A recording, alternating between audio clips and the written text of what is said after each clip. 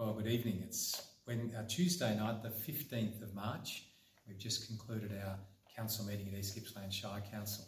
Very interesting meeting tonight. Started off with quite a few community members with some questions, particularly around vaccination mandates, which are of course a state government legislative requirement. So while they have particular views and concerns, we really can't satisfy their questions or what they require.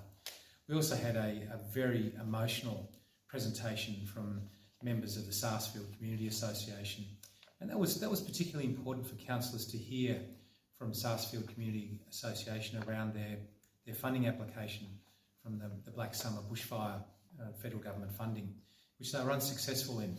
And we have a great deal of empathy and understanding, and we'll do whatever we can to help that community with their endeavours to rebuild that community centre there and make it better at the Oval.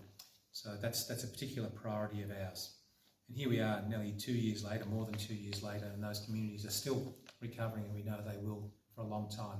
So we need to be gentle and supportive. Councillor Uri tonight moved a very important notice of motion, which I think brought the whole councillor group around to supporting, and that was to light up the council building here in the colours of the Ukraine flag, so yellow and blue, in solidarity for what's happening in Ukraine with the invasion by Russia. And we feel a little bit helpless, and this we think is a very small but important and symbolic message that we can provide as unity for our cousins and friends in Ukraine. And we often hear from councillors from Kiev or Odessa or from some of those other towns that are being invaded. And I think to myself, what would it be like if I was the mayor of that town being invaded? How would I respond? And just, as I said, I felt so helpless. And this is a very important but small gesture that we can make as a council and a community. And hopefully it actually, for members of the community driving past, see the council building lit up, and it maybe raise their awareness, and maybe they could do something, maybe support an international charity or foundation that's helping the people of Ukraine at the moment. Down to business as usual within the council, there are a number of reports around financial period ending 30th December, sale of land at Tambo Bluff, a couple of important notices of motion, the Australian Local Government Association, that meeting in June in Canberra, and a very important planning application at Eagle Point, a significant piece of residential land with some 70 or 80 blocks of land that are going to be subdivided.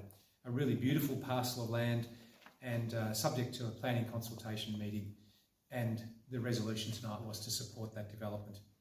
In confidential business, there was a membership matter for what's called CRGO, Canberra Regional Joint Organisation, and Council have resolved to discontinue their membership and to focus our attentions not so far into New South Wales, but across the border.